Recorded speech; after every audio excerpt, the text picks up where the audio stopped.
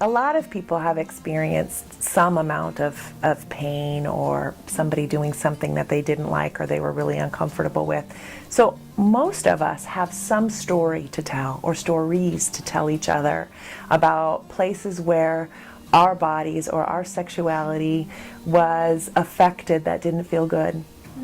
And frankly, I think one of the places that can happen for people, even who have not had a lot of sexual experiences, but grew up in a very silent, very shame-based place of sexuality, is what it cost them to feel like parts of their body were foreign to them. That's a place of being hurt sexually. You know, so you share those stories with each other, and you help each other know how to be each other's healer, so that you reclaim the sexuality you were meant to have.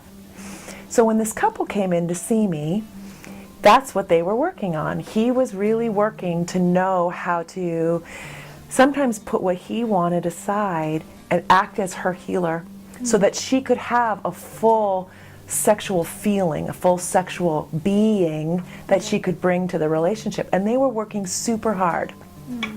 And it took so much courage on her part to tell him what was going on, or to say stop, or start to cry, or, you know, and then bring him in. That took so much courage. He was working so hard, and he was being so tender and so sweet, and so wanted to know and follow, and they were working so hard. So one day they came into my office and they were talking to me, and he said, you know, we're getting married, you know, in 6 months, and so for right now I'm living with another family that goes to our church, and she's living in her apartment, and then when we get married we're going to be moving into this other place together. So I'm living there, as part to save money, and they had an extra room and they offered it to me. But he said, you know, I don't really like that sometimes I come home late at night or the next morning, and they start drilling me on, well, how come you stayed the night at her house? Or how come you came home really late? Like, are you guys being appropriate with your relationship? Are you doing what you need to be doing? Should we be praying about this? You know? And he's like, part of me feels guilty, part of me, but then I look back and I see what we're doing, and we are working so hard to bring healing so that we can enjoy our sexual relationship, and it's none of their business. And I said, it's none of their business.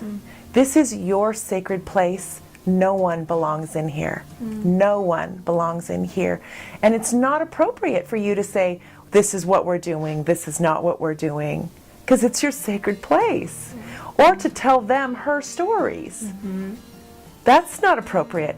So actually it feels bad because it is. It feels bad because it's intrusive. It's sexually intrusive.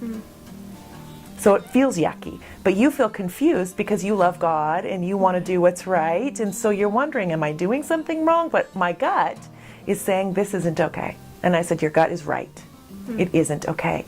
So this is a cultural thing we're doing. We haven't always done it. Evangelicals are doing it right now.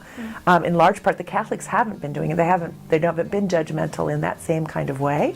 And I'm noticing in the work of Donna Freitas, who wrote the book Sex and the Soul, she wasn't finding that in her. She was finding that in the evangelical world, the young kids in the evangelical schools were feeling a lot of judgment and a lot of everybody's in everybody's business. But the Catholics were not feeling that. You know, and I find that really fascinating. But I think that's part of what you're feeling, would be my guess, is that it feels like these people think they know, and they don't know. And they don't know. And actually, they don't belong there. You know, so it's really okay to have boundary around that. You know, like, no, this is ours. And have a great time thinking about what we're doing, but you're never going to know, because it's not for you. It's for us.